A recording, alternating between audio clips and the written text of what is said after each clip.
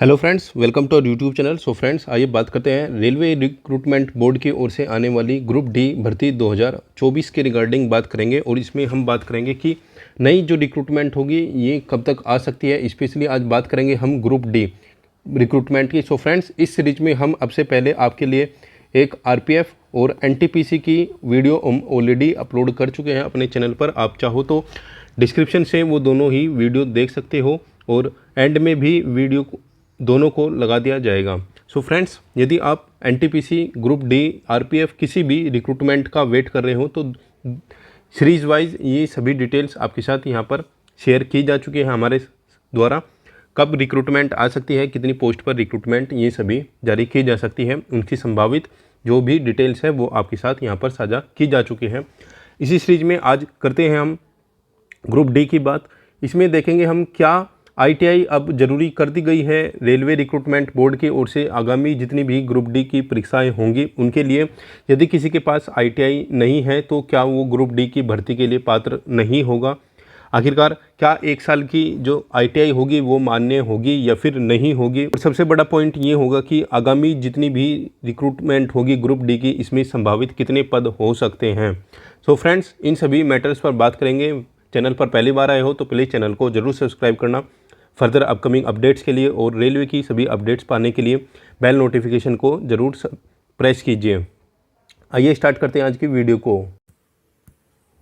So friends, ये जो notice है ये रेलवे रिक्रूटमेंट बोर्ड की ओर से जारी किया गया था। Indian railways, government of India, ministry of railways. Requisite education qualification for railway jobs in level 1। ठीक है, लेवल 1 के रिगार्डिंग जो एजुकेशन क्वालिफिकेशन है उसके रिगार्डिंग एक प्रेस रिलीज की गई थी रेलवे की ओर से वेबसाइट पर। उसमें सभी डिटेल्स दी गई थी। अब इसमें बताया गया था the one time exemption granted by the Indian railways in employment notification number 2/18 और 1/19 issue by the railway recruitment board in the February 2018 and March 2019 respectively was only special dispensation for those recruitment drives and the same has now been withdrawn। ठीक है, ये notification जारी किया गया था railway recruitment board की website पर। उसमें बताया गया था कि जो रिक्रूटमेंट 2018 और 2019 में आई थी ये सिर्फ एक बार मौका दिया गया था। Only one special dispensation for those recruitment drive, जो कि अब वापस ले लिया गया है। ठीक है, ये एक मौका ही दिया गया था केवल। आगे बताया गया है the minimum education qualification for all future recruitment. ठीक है, ये लिखा हुआ है ना यहाँ पर, ये लिखा हुआ है all future recruitments to be notify after 15/6/2019 in level 1। ठीक है, 15/6/2019 के बाद में लेवल 1 में जो भी रिक्रूटमेंट होगी पे matrix in the technical departments. ठीक है, यहां पर क्लियर कर दिया गया है टेक्निकल डिपार्टमेंट्स में जो भी रिक्रूटमेंट होगी ग्रुप डी की 15/6/2019 के बाद में, जैसे कि civil engineering, mechanical engineering, electrical and signal telecom department and catering wing of railways will be 10th plus ITI। ठीक है, यहां क्लियर मेंशन कर दिया गया है। ठीक है, NAC से granted national council for vocational training और 10th प्लस ITI। ठीक है, ये यहां पर अब क्लियरली मेंशन कर दिया गया है रेलवे की ओर से कि 15/6/2019 के बाद जितनी भी रिक्रूटमेंट ग्रुप डी में होगी इसमें ITI अब टेक्निकल डिपार्टमेंट के लिए यानी कि इंजीनियरिंग डिपार्टमेंट के लिए कंपलसरी करा दिया गया है। इसमें अब आगे भविष्य में कोई छूट नहीं दी जाएगी, जो कि एक स्पेशल छूट दी गई थी रेलवे की ओर से 2/18 और 1/19 में। ठीक है, क्योंकि उस टाइम पर क्या हुआ था, कैंडिडेट्स को कंफर्म नहीं था कि अब जितनी भी प्रीवियस रिक्रूटमेंट होती थी उसमें 10th वाले स्टूडेंट हैं उनको भी एलिजिबल माना जाता था। लेकिन 2019 रिक्रूटमेंट में सडनली ये डिसीजन लिया गया कि ITI कंपलसरी करा दिया गया है। ठीक है, इसकी वजह से काफी बच्चे इसके लिए प्रिपेयर नहीं थे कि ITI को कंपलसरी कराया जाएगा या फिर नहीं किया जाएगा। तो इसलिए 2019 और 2018 की जो रिक्रूटमेंट है उसमें एक मौका दिया गया था।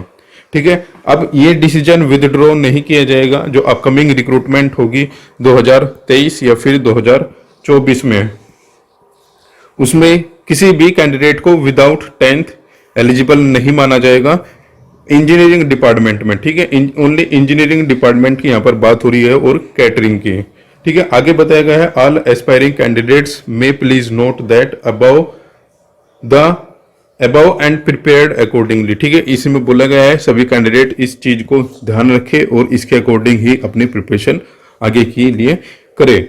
सो फ्रेंड्स, क्लियरली रेलवे की ओर से बताया गया है कि आगे 15/6/2019 के बाद में जितनी भी रिक्रूटमेंट ग्रुप डी के तहत होगी उसमें ITI कंपलसरी होगी टेक्निकल डिपार्टमेंट के लिए। ठीक है, टेक्निकल डिपार्टमेंट के लिए स्पेशली, और विदाउट जो नॉन टेक्निकल डिपार्टमेंट होगी उसके लिए 10th वाले जो कैंडिडेट होंगे उनको एलिजिबल माना जाएगा। आइए अब बात करते हैं कि कौन कौन सी पोस्ट जो सबसे ज्यादा होती है जिसमें ITI कंपलसरी होता है, और क्या 1 साल की जो ITI है वो वैलिड होगी या फिर नहीं, और ITI करने का जो सबसे बेस्ट जो ऑप्शन होगा वो कौन से डिपार्टमेंट में हो सकता है। सो फ्रेंड्स, अभी हमने RRC 1/19 का नोटिफिकेशन ग्रुप डी का जो जारी किया गया था रेलवे की ओर से, ये ओपन किया है। नोटिफिकेशन के अकॉर्डिंग हम देखते हैं किस पोस्ट के लिए ITI कंपलसरी होगी और किस पोस्ट के लिए ओनली 10th वाले कैंडिडेट भी एलिजिबल माने जाएंगे। ये ग्रुप डी 2019 का पोस्ट मैट्रिक्स है। इसके अकॉर्डिंग आप देख सकते हो लगभग सभी पोस्ट के लिए यहाँ पर ITI कंपलसरी बताया गया है, क्योंकि ये जो डिपार्टमेंट है असिस्टेंट वर्कशॉप मैकेनिकल इंजीनियरिंग, ठीक है, मैकेनिकल में या इंजीनियरिंग मैकेनिकल, ये आप नॉन ITI यहाँ पर चल सकता है, इसमें भी नहीं चलेगा। ठीक है, और ओनली इसमें नॉन ITI चल सकता है। ठीक है, नॉन ITI, और एक मेडिकल डिपार्टमेंट में भी नॉन ITI चल सकते हैं। सो फ्रेंड्स, ये 3 डिपार्टमेंट ऐसे हैं जिसमें नॉन ITI के जो कैंडिडेट्स हैं इसमें नॉन ITI यानी कि आप 10th बोल सकते हो, 10th वाले कैंडिडेट इसमें एलिजिबल माने जाएंगे। लेकिन अब यहाँ पर आप इसके अकॉर्डिंग देख सकते हो कि लगभग 10 से 15% वैकेंसीज ऐसी होंगी जिसमें नॉन टेक्निकल वाले या फिर नॉन ITI वाले कैंडिडेट्स भी एलिजिबल होंगे।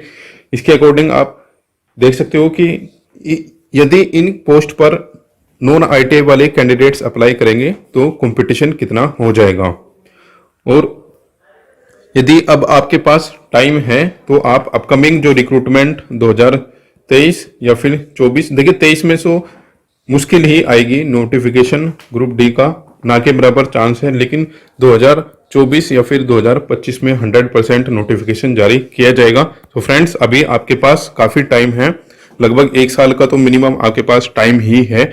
और यदि आपको अपकमिंग जो ग्रुप डी की रिक्रूटमेंट होनी है या फिर upcoming ALP technicians JEE ETC जो रिक्रूटमेंट होती है, जिस रिक्रूटमेंट में ITI मांगी जाती है, JEE के लिए तो डिप्लोमा मांगा जाता है, लेकिन ALP टेक्नीशियन के लिए आप ITI कर सकते हो। अब बात करते हैं कि बेस्ट डिपार्टमेंट कौन सा रहेगा जिसमें ITI करना फायदेमंद रहेगा। देखिए, मैकेनिकल इंजीनियरिंग जो डिपार्टमेंट होता है ये अच्छा डिपार्टमेंट है, आप इसमें ITI कर सकते हो। और एक इलेक्ट्रिकल डिपार्टमेंट में भी ITI आप कर सकते हो। ठीक है, यदि आपका टारगेट ALP जो रिक्रूटमेंट है वो है तो आप इलेक्ट्रिकल से अपना ITI कर सकते हो, अच्छा डिपार्टमेंट रहेगा ALP रिक्रूटमेंट के लिए। और टेक्नीशियन के लिए आप किसी भी डिपार्टमेंट में ITI अपनी कर सकते हो। सो फ्रेंड्स, ये बात कंफर्म है कि 2024 की जो अपकमिंग रिक्रूटमेंट होगी, 23 में तो ग्रुप डी की रिक्रूटमेंट नहीं आएगी, लेकिन 24 में आएगी। 24 में जो रिक्रूटमेंट नहीं आएगी उसमें 100% ITI मांगा जाएगा। तो आप इसी के अकॉर्डिंग ग्रुप डी की अपकमिंग रिक्रूटमेंट के लिए अपनी ITI कर सकते हो।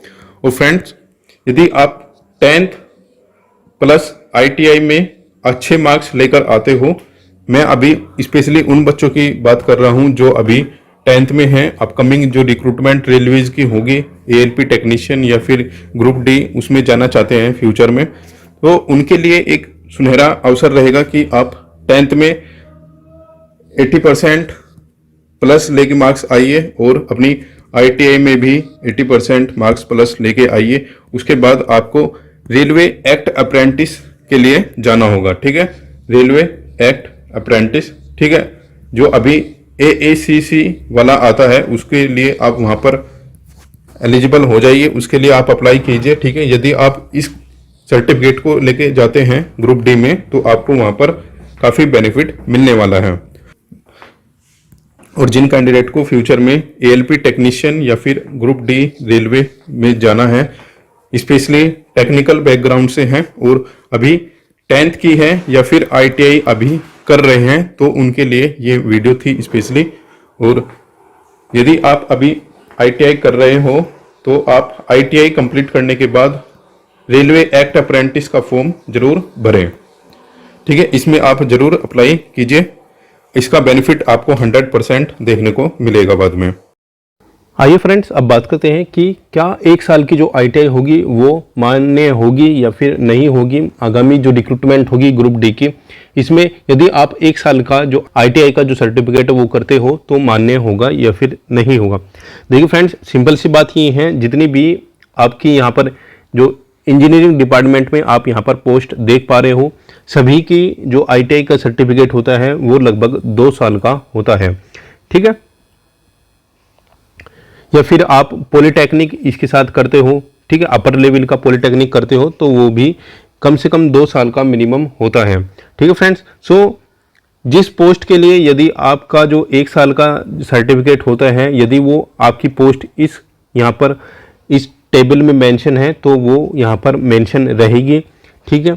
कुछ पोस्ट होती है जिसका जो सर्टिफिकेट है वो 1 साल का होता है, कुछ पोस्ट ऐसी होती है उनका जो सर्टिफिकेट होता है वो 2 साल का होता है, तो उसी के अकॉर्डिंग जितनी भी पोस्ट होगी उनको वैलिड किया जाएगा, ठीक है। वैसे जो जितनी भी इंजीनियरिंग डिपार्टमेंट होती है इसके लिए कम से कम 2 साल का होता है, ठीक है। बाकी आप अपने अकॉर्डिंग इसको देख सकते हो कौन सा बेटर रहेगा आपके लिए, ठीक है। सो इसके अकॉर्डिंग तो जितना भी आईटीआई का होता है वो 2 साल की यहाँ पर आपको करनी होगी, क्योंकि इंजीनियरिंग डिपार्टमेंट में आपको जाना है। सो इस चीज़ का आपको ध्यान रखना होगा, जितनी भी इंजीनियरिंग डिपार्टमेंट के होते हैं तो वो मिनिमम 2 साल के होते हैं। बाकी यदि आप 1 साल वाला करते हो तो उसके लिए सिंपल सी बात ये है कि आपकी वो ट्रेड होनी कंपलसरी है नोटिफिकेशन के अकॉर्डिंग। अब बात करते हैं कि जो अपकमिंग रिक्रूटमेंट होगी रेलवे ग्रुप डी की वो कब तक आ सकती है और संभावित जो पद है वो कितने हो सकते हैं, और आगामी जो रिक्रूटमेंट होगी उसमें आपको क्या चेंजेस देखने को मिल सकते हैं।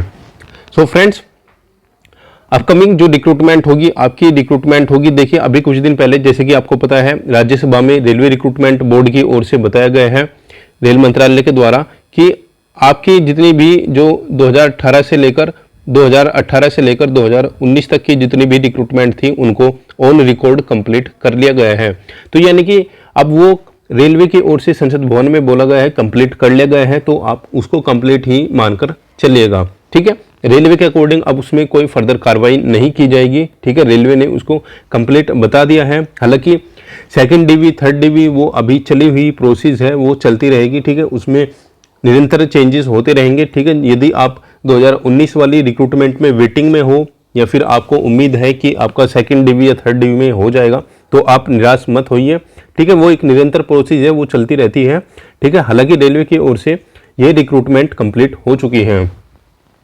अब बात करते हैं कि नई रिक्रूटमेंट कब तक आ सकती है, ठीक है। जैसे कि रेलवे ने बोल दिया है कि ये अब नई रिक्रूटमेंट के लिए और जो पुरानी रिक्रूटमेंट थी इन दोनों को कंप्लीट कर लिया गया है, और संसद में माननीय रेल मंत्री जी की ओर से भी बताया गया है नई रिक्रूटमेंट के रिगार्डिंग जल्द नोटिफिकेशन जारी किए जाएंगे।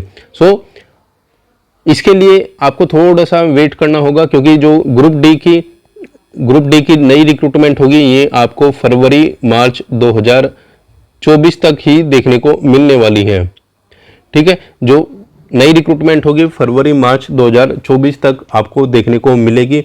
और अब बात करते हैं कि आपकी जो नई रिक्रूटमेंट होगी ग्रुप डी की उसमें लगभग कितने पोस्ट हो सकते हैं। फ्रेंड्स, प्रीवियस जो नोटिफिकेशन जारी किया गया था ग्रुप डी का, उसमें लगभग 1.03 लाख पदों पर नोटिफिकेशन जारी किया गया था, लेकिन इस बार आपको पदों की संख्या में काफ़ी गिरावट देखने को मिलेगी। अप्रोक्स आपको इस बार 60 से 70 हज़ार तक ही केवल पोस्ट यहाँ पर देखने को मिलेगी।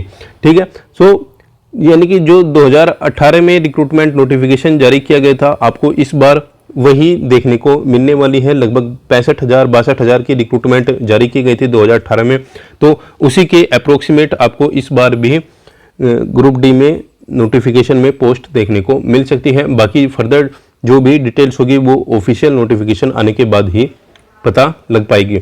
अब बात करते हैं कि कुछ चेंजेस ग्रुप डी नोटिफिकेशन में हो सकते हैं या फिर नहीं। देखिए, सबसे बड़ा चेंजेस तो आपको यही देखने को मिलेगा कि ITI वहाँ पर कंपलसरी कर दी गई है। जो 10th वाले सिंपल जो 10th वाले कैंडिडेट है वो केवल और केवल जो नॉन टेक्निकल पोस्ट होती है वो उन्हीं के लिए एलिजिबल वहाँ पर रहेंगे। ठीक है, हालांकि अभी सिलेबस में कोई चेंजेस नहीं होगा। सिलेबस जो आप रेगुलर पढ़ते आ रहे हो ग्रुप डी का वही रहेगा। इसके रिगार्डिंग आपको ऑफिशियल नोटिफिकेशन का ही वेट करना होगा, जब ही आपको पता लग पाएगा। सो फ्रेंड्स, अप्रोक्सीमेट जो भी आज की वीडियो का मोटिव था वो आपके साथ शेयर किया जा चुका है। जो भी अपडेट आपके साथ साझा करनी थी वो हम लगभग सभी चीज़ें आपके साथ साझा कर चुके हैं। सो फ्रेंड्स, आई होप ये वीडियो आपको पसंद आई होगी। यदि वीडियो पसंद आई है तो प्लीज़ चैनल को जरूर सब्सक्राइब कीजिए फर्दर अपकमिंग अपडेट्स के लिए। फ्रेंड्स, एक बार फिर हम आपको याद करा दें कि हम ऑलरेडी RPF, ठीक है, RPF की और NTPC की ये रिक्रूटमेंट की और ग्रुप डी की ये वीडियो आप देख रहे हो। लगभग 3 वीडियो हम ये रिक्रूटमेंट जो अपकमिंग बड़े रिक्रूटमेंट नोटिफिकेशन रेलवे की ओर से जारी किए जाएंगे, इनकी रिगार्डिंग हम अपडेट आपको दे चुके हैं। जो भी अपडेट्स होगी वो आपके साथ साझा की जाएगी। नेक्स्ट वीडियो में हम बात करेंगे RRB, ALP और टेक्नीशियन की हम बात करेंगे। देन उसके बाद में अपकमिंग जो रिक्रूटमेंट होगी जूनियर इंजीनियर्स वगैरह की बात करेंगे। सो फ्रेंड्स, चैनल पर पहली बार आए हो तो प्लीज़ एक बार फिर से रिक्वेस्ट है, चैनल को जरूर सब्सक्राइब करना फर्दर अपकमिंग अपडेट्स के लिए। मिलते हैं नेक्स्ट वीडियो में नेक्स्ट अपडेट के साथ।